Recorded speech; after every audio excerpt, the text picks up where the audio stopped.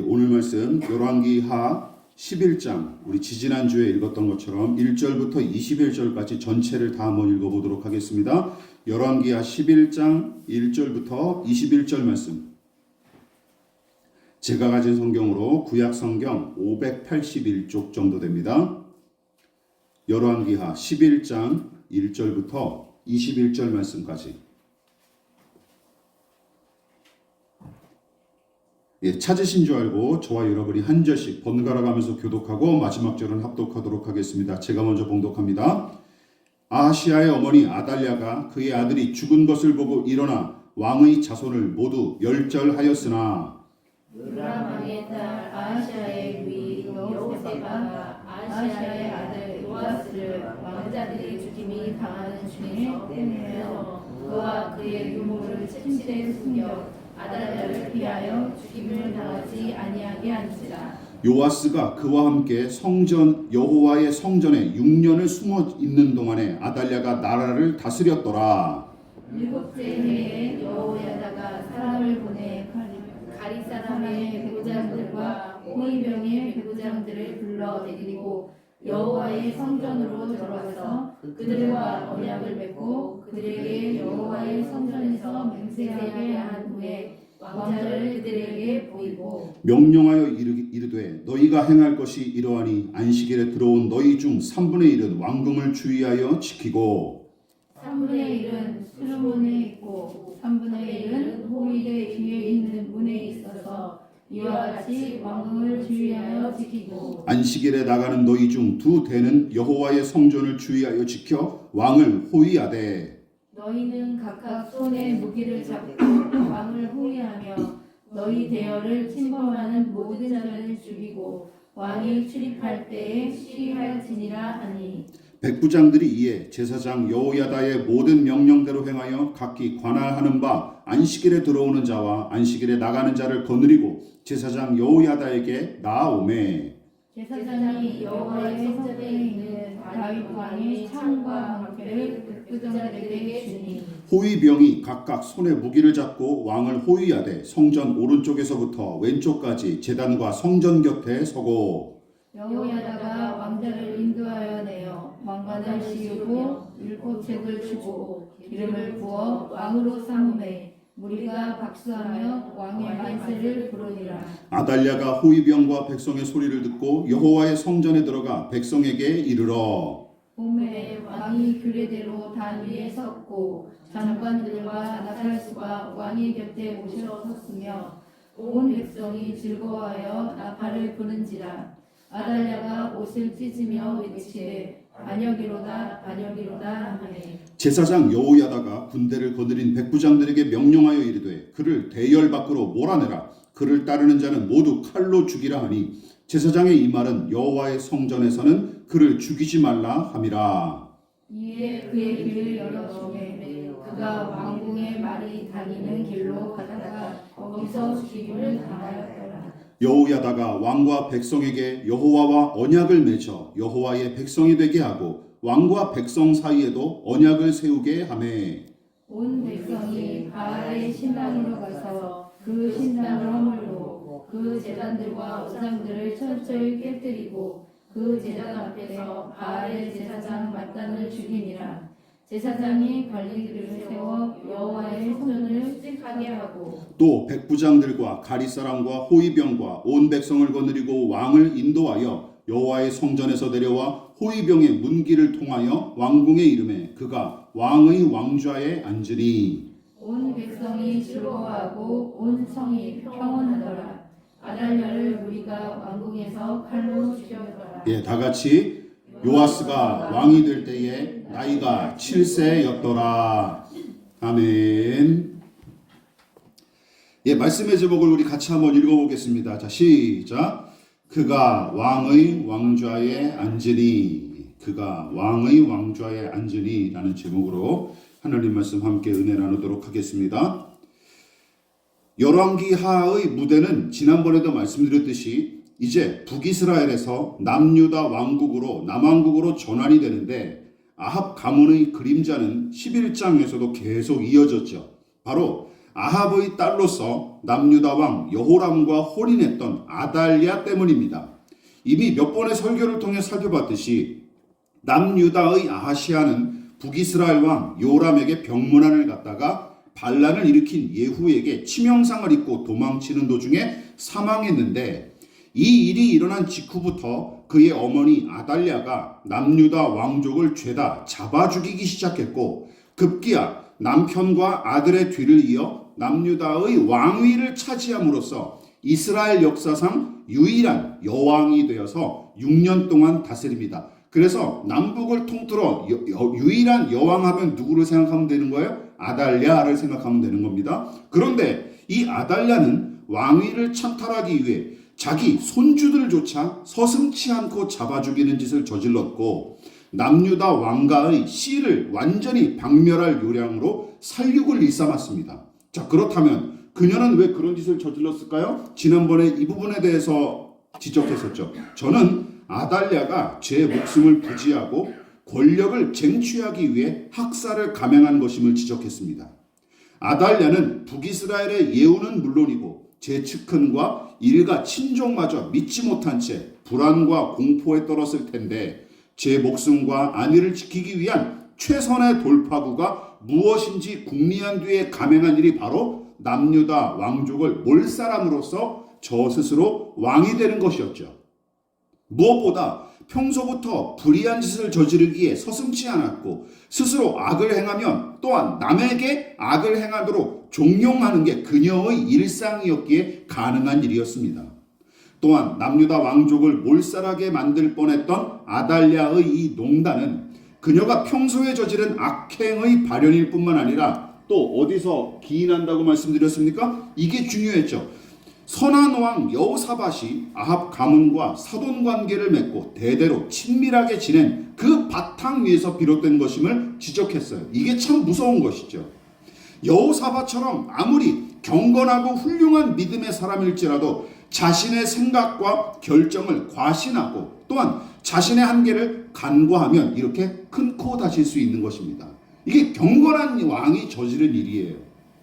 기억하십시오. 한 번 저지른 커다란 과오와 불의는 각 사람과 그가 처한 현실에 커다란 상처를 남기기 마련이고, 그것을 회복하고 수습하기까지는 오랜 시간이 걸리고 큰 희생이 따릅니다. 지난번에 제가 그래서 말씀드렸지 않았습니까? 우리 인생을 다 한번 겪어보지 않았습니까?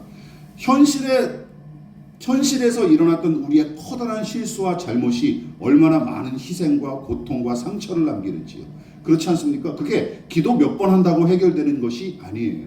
현실은 현실이기 때문이죠.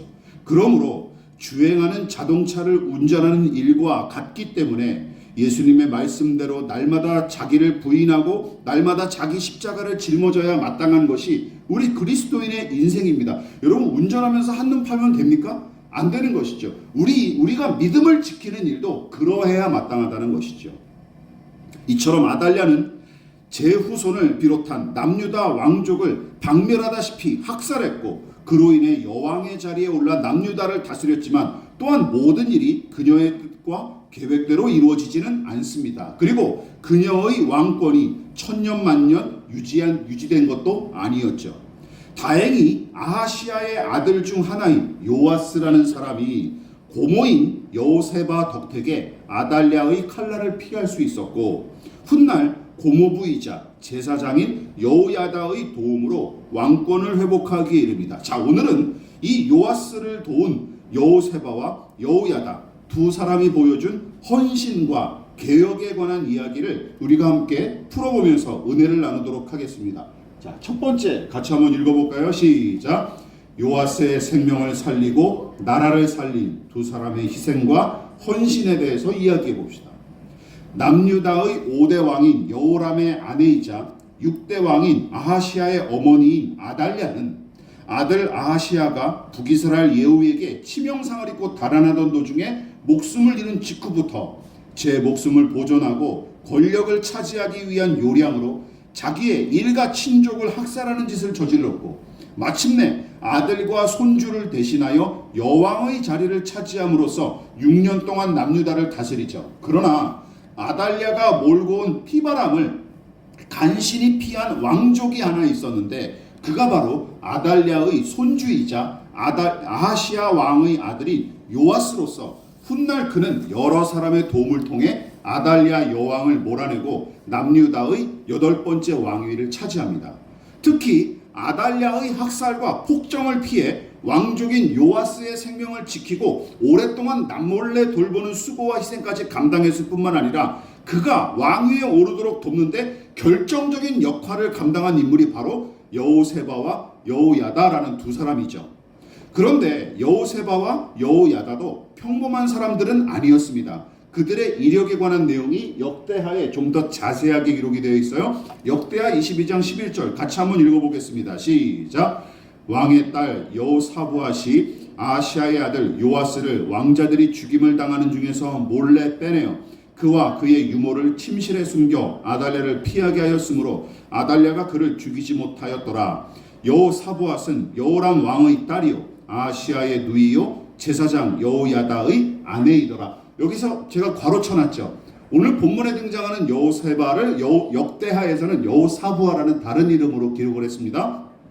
이 기록에 의하면 요아스와 그의 유모를 자기 침실에 숨겨두고 내내 보살폈던 여호세바는 어떤 인물입니까? 아달랴를 폐위시키고 요아스를 왕위에 오르는데 혁혁한 공로를 세운 여호야다 제사장의 아내이죠. 그리고 아달랴의 아들인 아하시아한테는 고모가 되고 또 아달랴의 남편인 여호람 왕과는 형제지간인 셈입니다. 그러니까 왕가라는 것이죠. 왕족 중에 한 명이에요.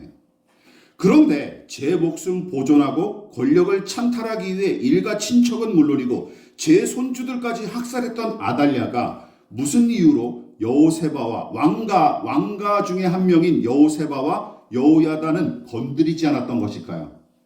왜 이 사람들은 건드리지 않았을까요? 만일 두 사람도 아달랴의 심기를 거스르는 축에 끼어 있었다면 요아스를 보호하기는커녕 자기들 목숨 보존하기도 어려웠을 텐데 말이죠. 아마도 추측컨대 아달랴가 자식도 없고 권력과도 거리가 먼 여호야다와 여호세바 부부를 전혀 위협적이지 않은 자들로 여겼던 탓에 굳이 해치지 않고 내버려 뒀던 것 같습니다. 그래, 너네들은 그냥 찌그러져 있어라. 이렇게 생각했던 것 같아요. 그러니까 어떤 사람들이에요? 그게 그 권력의 핵심과는 거리가 먼 사람들이었던 게 틀림이 없습니다. 그러니까 연약하고 가난한 사람들이었던 것이 아무리 왕족이라 할지라도. 그런데 성냥개비 하나에 붙은 작은 불이 거대한 집과 살림을 죄다 태우는 것처럼 별거 아닌 자들처럼 여겨서 내버려뒀던 두 사람 때문에 아달랴가 피로 세운 왕국은 6년 만에 끝장이 납니다. 이게 참 신기하죠. 이게 참 신기해요. 특히 살벌하게 피바람이 부는 와중에도 친자식도 아닌 조카 하나 살리겠다고 제 침실까지 내어주며 헌신한 고모 여호세바는 물론이고 아달랴가 통치하는 동안 성전에 숨겨두고 내내 돌보았던 고모부 제사장 여호야다의 헌신은 그야말로 빛을 발합니다. 그래서 요아스를 숨기고 6년 동안 남몰래 기른 두 사람의 헌신은 매우 선하고 의로운 일이지만 여러분 이게 동시에 쉽게 할 수 있는 일입니까? 전혀 그렇지 않죠. 매우 무모하고 위험천만한 짓이기도 했어요. 당연하죠. 절대 권력을 휘둘렀던 아달랴 왕비에게 발각되면 반역죄에 해당하므로 당장 처형당할 일 아닙니까? 그래서 몰래 6년 동안 숨겨서 키웠던 거예요. 얼마나 노심초사했을까요? 잠을 6년 동안 제대로 자기나 했을까요? 이 어린애를 숨기고 보살피면서 말이죠. 근데 그 수고를 기꺼이 감당했던 것입니다. 여러분, 제 아무리 선하고 옳은 일일지라도 사람들은 손해와 고통을 감수하면서까지 심지어 목숨을 걸고 그런 일을 감당할 사람은 거의 없습니다. 그렇지 않습니까? 이게 죄인들의 참 안타까운 생리 중에 하나죠. 저를 포함한 모든 사람들이. 선한 일을 하기는 좋아하지만 정작 내가 하기는 어렵죠. 왜냐하면 손해와 수고가 따르니까. 더 나아가 목숨까지 걸린 일이다. 누가 선뜻 나서서 합니까? 그렇지 않습니까? 다행히도 여호세바와 여호야다는 눈앞에서 일어나는 불법과 불의를 미워하고 저항하는 사람들이었습니다. 또한 선하고 옳은 일이면 당장 행동에 옮길 줄 알았으며 몇 번 시도하다가 중단하지 않고 인내와 끈기로 계속해서 선을 행하는 사람들이었죠. 그리고 요아스 한 사람을 살린 두 사람의 이 작지만 커다란 헌신과 희생 덕택에 남유다를 장악했던 불법적인 권력자는 심판을 받고 왕권은 마침내 제자리를 찾을 수 있었던 것입니다. 설령 그런 결과가 없었을지라도 기억하십시오. 두 사람의 헌신은 그 자체로 선하고 아름다우며 복스럽습니다. 여러분, 예수께서 복이 있다라고 말씀하신 사람이 누구입니까? 다 아시는 말씀이죠. 시작. 의를 위하여 박해를 받은 자는 복이 있나니 천국이 그들의 것임이라. 여러분 기억하십시오. 팔복은 이렇게 해석하면 안 되는 거예요. 천국을 소유했기에 복스럽다라고 얘기하는 게 아니에요. 복의 중심은 어디 있는 거예요? 의를 위하여 핍박당하는 거예요. 믿으십니까? 이게 복된 상태예요. 천국은 부산물이에요. 열매예요. 의를 위해, 옳은 일을 위해 박해를 받을 수 있는 믿음을 소유한 그 자체가 이미 하늘의 복을 받은 상태임을 명심하십시오. 믿으십니까? 이게 진정한 복이라는 거예요. 그러나 여호세바와 여호야다는 요아스 한 사람의 생명을 살리는 데서 만족하지 않고 거기서 더 나아갑니다. 자, 두 번째 같이 한번 읽어보겠습니다. 시작. 율법의 명령을 따라 정의롭게 진행된 여호야다의 개요. 여호세바와 여호야다 두 사람이 단지 조카의 생명을 지키는 정도로 만족했다면 본문의 이야기는 3절에서 마무리되고 아달랴의 통치는 더 연장됐을 가능성이 큽니다. 그렇지 않겠습니까? 그러나 남유다의 제사장이었던 여호야다는 아달랴의 불법과 불의를 좌시하지 않았어요. 물론 당시는 요아스가 너무 어렸고 여호야다가 할 수 있는 일도 거의 없었기에 당장 들고 일어나지는 못했지만 불법적이면서도 포갑적인 아달랴의 통치에 대한 반감이 무르익어 갈 때까지를 기다렸다가 마침내 남유다 왕가의 족통인 요아스를 전면에 내세우며 혁명을 일으키기에 이릅니다. 여러분, 제가 뭇백성의 반감이 무르익을 때까지 기다렸다 하고 지적한 말이 혹시 여러분 믿겨지지 않으십니까? 4절에 등장하는 가리 사람의 백부장들과 호위병들은 여러분 당시 남유다를 다스렸던 아달랴의 호위병들이에요. 여왕을 지키는 호위병들이었어요. 이 호위병이자 용병이자 특수부대원들로서 누구보다 여왕인 아달랴에게 충성하고 헌신해야 될 사람들이 아닙니까? 그런데 그들이 왕가의 족통인 요아스의 생존을 확인하자마자 어떻게 하죠? 여호야다의 반란에 순순히 동참한 것을 보십시오. 아, 왕자님이 살아계셨구나라는 사실을 보자마자 이 사람들이 확 돌변합니다. 또한 남유다 백성도 마찬가지죠. 여호야다가 요아스를 치밀하게 호위하면서 마침내 남유다의 왕으로 기름을 부으니 거기 모인 백성이 어떤 행동을 취하죠? 죄다 손뼉을 치면서 환영하는 모습을 기록한 구절을 보십시오. 게다가 그 광경은 사울과 다윗을 왕으로 기름 부어 세운 장면과 매우 비슷합니다. 열왕기하 11장 같이 한번 읽어볼까요? 시작. 여호야다가 왕자를 인도하여 내어 왕관을 씌우며 율법책을 주고 기름을 부어 왕으로 삼매 무리가 박수하며 왕의 만세를 부르니라. 아달랴가 호위병과 백성의 소리를 듣고 여호와의 성전에 들어가 백성에게 이르러 보매 왕이 규례대로 단 위에 섰고 장관들과 나팔수가 왕의 곁에 모셔 섰으며 온 백성이 즐거워하여 나팔을 부는지라. 아달랴가 옷을 찢으며 외치되 반역이로다 반역이로다 하매. 여러분, 그 당시 왕을 사울을 세울 때도 마찬가지고 다윗을 세울 때도 마찬가지였어요. 하나님께서 선지자나 제사장에게 왕으로 세울 자를 미리 알려주시면 그 제사장이나 선지자들은 그 사람에게 하나님의 뜻을 전함과 동시에 개인적으로 그의 머리에 기름을 부어 왕으로 세웠습니다. 그런데 백성에게 왕으로 임명한 사람을 일방적으로 통조하고 통보하고 섬기도록 강요하는 게 아니에요. 이거 잘못 알고 계시는 것입니다. 여러분들이 혹시 이렇게 알고 계신다면 그냥 개인적으로 만나서 기름을 부어 세웠으니 너네들은 그냥 백성은 알아서 섬기라. 이렇게 아니라 마지막 단계가 있는데 백성의 자발적인 추대와 환대를 통해 인준을 받는 것이 왕을 세우는 과정의 마지막 단계입니다. 믿으십니까? 여러분 기억하십시오. 그래서 사무엘 선지자가 사울과 다윗을 먼저 개인적으로 만나 기름을 붓지만 이후에는 온 백성이 모인 자리에서 다시금 인준을 받는 과정이 반드시 들어갑니다.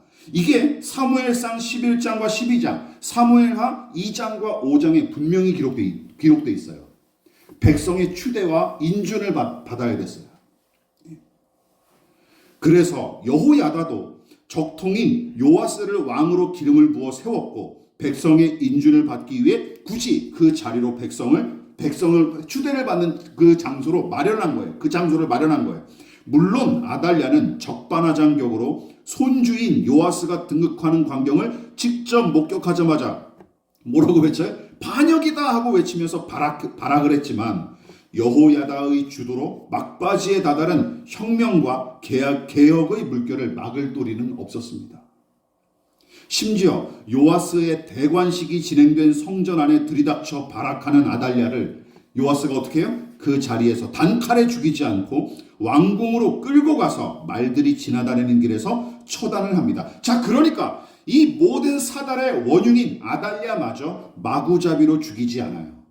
율법의 명령과 그 절차에 따라 원칙대로 대관식이 이루어지고 또한 이것이 바로 아달랴가 남유다의 왕위에 오른 과정과 완전하게 다른 지점입니다. 절차에 따라서 규례대로 하나님의 명령대로 이 일들이 이루어지는 거예요. 여러분 그래서 이 두 가지를 비교하십시오. 여러분 잘 들어보십시오. 불법적으로 불의하게 왕권을 찬탈한 아달랴 여왕. 그가 권력을 쟁취한 방법은 불법적이고 불의했어요. 그러나 율법에 따라 합법적으로 되찾은 요아스의 왕권. 여러분 전자가 백성의 의사와 상관없이 개인의 야심에 의해 무력이나 비합법적 수단으로 일으킨 반역이자 쿠데타라면 후자야말로 하나님 나라답게 돌아가는 남유다의 회복을 위해 감행한 개혁이자 또한 혁명으로 부를 만한 것입니다. 여러분 기억하십시오. 성경은 선한 결과를 이룬답시고 악한 짓도 서슴지 않는 작태를 칭찬하거나 옹호하지 않습니다. 믿으십니까? 기억하십시오. 결과와 목적이 선할 뿐만 아니라 과정도 선해야 되는 것이 하나님의 방법이에요. 믿으십니까? 이것을 우리는 놓치면 안 됩니다. 그러나 여호야다의 개혁은 율법에 따라 이루어졌을 뿐만 아니라 한 가지 요소가 더해지며 선하게 완성이 됩니다. 자, 우리 마지막으로 한번 살펴볼 것 뭡니까? 같이 한번 읽어볼게요. 시작. 인격적 동의와 자발적 순종을 통해 성취된 혁명과 개혁. 만일 여호야다의 개혁이 율법의 명령을 그냥 기계적으로 적용하는 데서 그치고 억지로라도 요아스를 왕위에 올리는 것이 목적이었다면 본문처럼 성공적인 개혁을 이루기는 더더욱 어려웠을 테고 그 효과도 얼마 가지 못했을 것입니다. 그런데 여호야다 제사장이 주도한 개혁이 빛을 발하는 이유 중 하나는 무엇이냐? 이 일이 왕궁의 신하들과 백성의 인격적 동의와 자발적 순종을 통해 이루어졌다는 사실 때문이에요. 앞서 언급했던 다리 용병들을 위시한 호위병들과 그 백인 대장들이 여왕인 아달랴가 아니라 남유다 왕위의 적통인 요아스의 편으로 돌이킨 일도 그 중에 하나죠. 마치 북이스라엘의 요람 왕과 그의 어머니를 호위하던 군사들과 내시들이 제 주인을 지키기는커녕 오히려 예후 편에 서서 그의 반란을 도왔던 것처럼 아달랴의 측근들은 물론이고 남유다 백성의 불만과 반감도 적잖았던 것 같습니다. 특히 제가 본문에서 주목한 부분이 있는데 그것이 바로 여호야다가 혁명에 참여하는 자들과 약속을 맺고 그들에게 맹세를 시킨 일이죠. 자, 4절과 11절을 한번 볼까요? 이게 되게 재미있는 내용이에요. 한번 4절을 읽어보도록 하겠습니다. 시작. 일곱째 해에 여호야다가 사람을 보내 가릿 사람의 백부장들과 호위병의 백부장들을 불러 데리고 여호와의 성전으로 들어가서 그들과 언약을 맺고 그들에게 여호와의 성전에서 맹세하게 한 후에 왕자를 그들에게 보이고 17절도 한번 읽어볼게요. 시작. 여호야다가 왕과 백성에게 여호와와 언약을 맺어 여호와의 백성이 되게 하고 왕과 백성 사이에도 언약을 세우게 하며 좀 더 쉽게 풀이하자면 이런 거예요. 여호야다가 호위병들을 성전에 숨겨뒀던 왕자에게로 데려갔는데 이 일에 대해 비밀을 지키게끔 그들과 단단히 약속을 맺었을 뿐만 아니라 주의 성전에서 하나님의 이름을 걸고 맹세하게 한 뒤에 왕자를 보여주기에 이릅니다.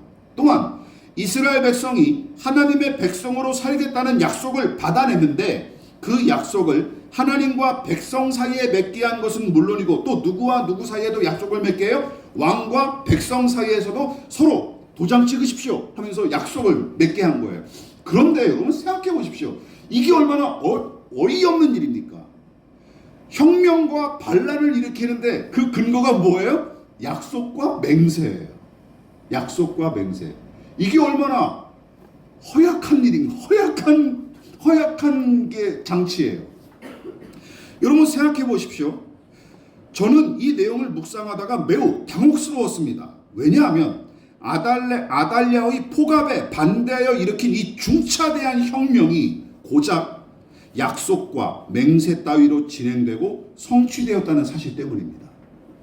고작 무엇으로 이루어졌어요? 이 혁명과 반란이 약속과 맹세로 이루어졌다는 거죠. 여러분, 이해관계로 깊이 얽힌 무리가 힘을 합하여 혁명과 개혁을 진행해도 성공 여부가 불투명하기 마련인데 하물며 아무런 제재나 이해관계도 없이 그저 이렇게 약속한 대로 합시다. 맹세한 대로 합시다. 이거 가지고 혁명을 일으켜요? 이게 정신 나간 짓이 아닙니까? 정신 나간 짓이에요. 생각해보면. 상대방을 믿고 상대방을 신뢰해서 나는 당신이 약속을 지킬 줄로 믿습니다. 우리는 지금 맹세한 대로 끝까지 갈 줄로 믿습니다. 이거 가지고 지금 이 일을 진행한 거예요. 그러니까 여러분 이게 무슨 소용입니까 도대체? 약속대로 합시다. 맹세대로 지킵시다. 이게 무슨 소용이에요? 여러분 이거 가지고 남에게 돈 빌려줄 수 있어요? 예? 차용증 안 쓰고 난 당신을 믿어요 하고 몇 억씩 빌려주는 거예요. 집에 전세금까지 다 빼가지고 빌려줘요. 그럴 수 있습니까? 미쳤습니까? 그럴 수는 없는 거죠. 근데 지금 그렇게 이 일을 진행하고 있다니까요. 여호야다가. 오죽하면 여러분 반역과 반란의 성공 확률을 높이기 위해 주로 쓰는 방법이 뭐예요? 그래서 폭력과 거짓 아닙니까? 거짓말과 폭력. 그걸 주로 쓰잖아요. 쿠데타를 일으킨 사람들이. 북이스라엘의 역대 왕들이 역성혁명을 일으킬 때마다 죄다 그 방법을 썼고 가깝게는 아달랴 여왕이 무자비한 학살을 통해 남유다의 왕권을 찬탈했던 것을 보십시오. 그러나 여호야다는 호위병들과 백성의 동의를 구하기 위해 힘썼고 더 나아가 그들이 자신의 진심과 하나님의 뜻을 존중할 거로 여겼기에 그저 믿고 맡겼던 것입니다. 이게 중요해요. 따라서 호위병들을 비롯한 남유다 백성을 향한 그의 신뢰, 즉 이 백성이 아달랴의 잔인무도한 행각과 불의한 짓거리를 미워하고 대적할 뿐만 아니라 하나님의 온전한 뜻이 이 나라에 임하고 율법의 정의와 긍휼이 펼쳐지기를 바란다고 확신했기에 그래서 어떻게 했던 거예요? 남유다 백성의 보편적인 상식과 미력하게나마 남은 그들의 신앙심을 신뢰했기에 여호야다는 약속과 맹세로서 이 엄청난 일을 진행할 수 있었던 것입니다. 여러분 물론 누군가가 약속과 맹세를 깨는 바람에 실패했을지라도 여호야다의 행동은 혁명과 개혁의 성공 여부와 관계없이 그 자체로 칭찬받아 마땅합니다. 기억하십시오. 특히 믿음의 공동체인 교회와 혈육의 사랑으로 뭉친 가정은 더더욱 이러해야 마땅합니다. 믿으십니까? 신자들과 가족 구성원이 상호 존중의 바탕 위에서 상대방의 동의를 구하기에 힘쓰고 억지스럽게 생색내기만 일삼는 곳이 아니라 자발적인 섬김과 희생과 헌신을 통해 세워지고 유지되는 곳. 여러분 그곳이 가장 교회답고 가정다운 것이죠. 여러분 이 부분을 놓치지 마시기를 부탁을 드리겠습니다. 교회가 이러해야 됩니다. 목회자 한 사람의 그냥 의견이 앞서서 그냥 주도가 되고 모든 것을 나오르고 다 성도들은 그냥 묵묵히 순종하기만을 바라. 그거는 오히려 비성경적이에요. 기억하셔야 되는 거예요. 말씀을 마무리하도록 하겠습니다. 어린 요아스 왕자가 왕위에 오르기까지 무수한 사람의 숨은 헌신과 목숨을 내건 희생이 필요했습니다. 그러나 그들의 목표는 단순히 왕권 회복이 아니었습니다. 만일 권력 쟁취와 왕권 탈환이 최종 목표이자 유일무이한 소망이었다면 율법의 명령과 그 절차를 따르기는커녕 또한 무사람의 인격적 동의 따위는 필요하지 않았을 거예요. 그렇지 않습니까? 그게 그냥 유일무이한 목표고 그것만을 위해서 달려왔다. 여호세바와 여호야다가 이랬다면 뭐 율법이 무슨 필요가 있습니까? 인격적 동의가 무슨 필요 있습니까? 그냥 목적만 달성하면 되는 거죠. 근데 여호야다는 그러지 않았습니다. 그저 아달랴처럼 불법과 불의를 저질러서라도 그 목적을 쟁취하는데 급급하고 말았을 것입니다. 두 사람도 만약 그랬다면, 목적 지향적인 인생을 살았다면. 하지만 여호야다와 여호세바를 중심으로 이루어진 남유다의 혁명과 개혁은 먼저 무고한 어린아이의 생명을 살리고 보호하는 데서 출발했습니다. 믿으십니까? 이게 중요한 거예요. 어린아이 한 사람의 생명을 살리는 데서 이 혁명과 개혁이 출발합니다. 그러니까 부당한 권력을 휘두르며 살육을 일삼는 아달랴의 정책에 반대되는 작은 희생과 섬김이 이 혁명과 개혁의 시발점이었던 셈이죠. 또한 제사장 여호야다는 아달랴와 완전히 다른 모습으로 혁명과 개혁을 진행했는데 율법의 명령과 그 규례를 따라 요아스를 왕으로 추대하고 인명피해를 최소화하면서 아달랴와 또한 우상숭배를 일삼는 제사장을 심판하죠. 그뿐만이 아닙니다. 여호야다는 강압이나 폭력이 아닌 함께하는 사람들의 인격적 동의와 자발적 순종을 통해 개혁을 감행했고 개혁의 성공 여부와 상관없이 자신의 사명에 충실했을 뿐입니다. 나는 이렇게 살다 죽으련다 하고 과감히 뛰어든 거예요. 또한 전적으로 요아스의 등극을 위해 일했을 뿐 그는 그 이후로도 철저하게 뒤로 물러나 제사장의 직분을 감당하죠. 이게 참 위대한 여호야다 제사장의 위대한 면이에요. 우리가 다음 시간에도 살펴보겠지만 철저히 요아스를 위해주고 그냥 자신은 그림자로 남습니다. 이쯤에서 한국 근현대사를 장식했던 굵직굵직한 사건들을 본문의 이야기와 연결해서 생각해 보십시오. 일본 제국주의의 침탈과 36년간의 압제, 그리고 해방 이후 정권을 잡고 초대 대통령의 자리에 올랐으나 권력욕에 사로잡혀 끝내 하야한 이승만 대통령, 군사 쿠데타를 일으켜 권력을 찬탈했던 박정희와 전두환. 여러분, 이에 관한 역사적 평가가 사뭇 다르다는 사실에 저는 젊은 시절 깜짝 놀란 적이 있었습니다. 여러분 생각해 보십시오. 독일을 비롯한 유럽 국가에서 얼빠진 사람이 아닌 이상 어느 누가 나치와 히틀러를 옹호하고 찬양하겠습니까? 그렇지 않습니까? 또한 적잖은 사람이 이렇게 얘기해요. 누구라도 공과 과가 있지 않은가 하고 반문하기도 하지만 그렇게 주장하는 사람들이 일본 제국주의의 침략과 독재자들의 시대를 이야기하면서 분개하는 모습은 저는 거의 본 적이 없습니다. 왜냐하면 욕하기 싫은 거죠. 게다가 죄다 칭찬한 일만 하거나 비난만 듣는 인간이 세상 천지에 어디 있겠습니까? 심지어 연쇄살인마로 널리 알려진 놈조차 제 자식 새끼는 끔찍하게 알려졌다고 하지 않았습니까? 연쇄살인마 누군가가 사람을 죽이려고 그러는데 그때 갑자기 제 새끼 아들한테 전화가 왔어요. 그러니까 주저했대잖아요. 처음으로 주저했대요. 그게 벌써 널리 알려진 이야기예요. 그 아들한테는 그 새끼가 좋은 아버지였겠죠. 그렇지 않습니까? 그래서 공과 과를 이야기하는 이거 참 허무한 이야기입니다. 결이 중요하죠. 어느 결로 살았느냐. 이게 중요한 것입니다. 여러분, 독재자들의 통치가 정의롭고 이 나라 국민을 위한 것이었다면 4.19 혁명과 5.18 민주화 운동은 물론이고 호원 철폐와 독재 타도를 외쳤던 1987년의 시민운동 등이 들불처럼 일어나 전국으로 번지는 일이 일어날 리가 있겠습니까? 그래서 악을 악으로 부르지 못하는 현실, 게다가 교회가 앞장서서 그런 작자들을 아직도 편들고 적극 후원하는 현실이 저는 개인적으로 개탄스러울 따름입니다.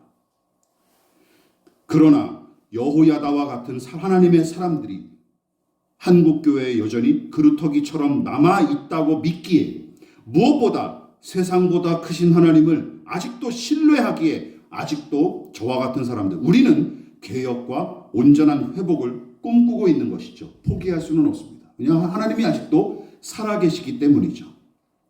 여러분, 제 개인적인 의견에 대해서 여러분들에게 이야기했지만 어쨌든 오늘 이 여호야다의 개혁과 그리고 여호세바와 여호야다의 헌신을 여러분 살펴보면서 과연 그 사람들에게 이 이야기를 대입해 보십시오.